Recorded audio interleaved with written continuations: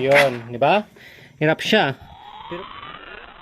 Hello mga kabasic, welcome again sa ating YouTube channel, Motorcycle Basic Mechanic, wherein we can learn repairs and tutorials and vlogs. Please subscribe and click the bell for the updates of our latest videos. Thank you so much and God bless everyone. Hello mga kabasic, so start natin yung motor. Malamig pa yung makina niya, hindi ko pa na-start to. Yan. Tambutso, hawakan ko. Okay. Yan, so umagang umaga, start natin ng ating Rosy. Yan. So maganda yung neutral light niya, malakas. Start natin yung push start na. Yun. One click. Yan. One click yung ating starting. So ibig sabihin maganda yung ating idle. Yung pagkaka-idle natin, maganda yung tunuhan niya. Okay? Maganda yung tono ng ating carburetor. Okay, malinis. Okay, wala pang dumi. Kaya na-start natin agad. Pero pag ito, yung idle niya is mababa, mahirapan talaga siyang ma-start agad. Okay, kasi kulang yung sinusunog ng ating spark plug sa ating combustion chamber. Kaya minsan kailangan itaas mo lang itong idle niya kasi mga kabasic. Okay, kasi pag masyadong mababa yan, mahirapan yan. Okay, example, baba natin, no? Off muna natin. So, ibaba natin to. Yung idle niya. Yan. Ganyan siya. Start natin. Kahit malakas yung kuryente mo, pag mababa yung idle niya, wala pa rin. Kaya natin.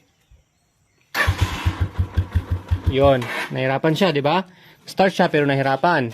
Again. Yun. Namamatay. Yun. Di ba? Hirap siya. Pero pag taas natin sa tamang idle niya, yan. Taas na natin, yan. Start natin. Yun, diba? Taas. Sobra natin unti. Yan. Ganda yung idle niya. So, pero mga kabasic, syempre kailangan mo din talagang i-tune up kung hindi pa na-tune up yung kanyang valve clearance, especially pag malagitik na. Isang cause ng hard starting yon. Okay? At ganyan din, syempre yung cause ng hard starting, yung marumi yung carburetor mo. Okay? Marumi siya. And then yung mga jettings barado, syempre dahil marumi. Pwede din na yung ating gasolina may halong tubig, kaya mahirap start. At itong tunuhan niya, hindi nakatuno ng maayos yung ating carburetor. Okay, pero halimbawa, okay, nakatuno naman to, malinis yung carburetor, walang singaw ang manifold, pati dun sa airbox hose natin, walang singaw. Hanggang dito, maganda yung flow ng air at saka fuel, papunta sa chamber, at hirap pa rin siya ma-start.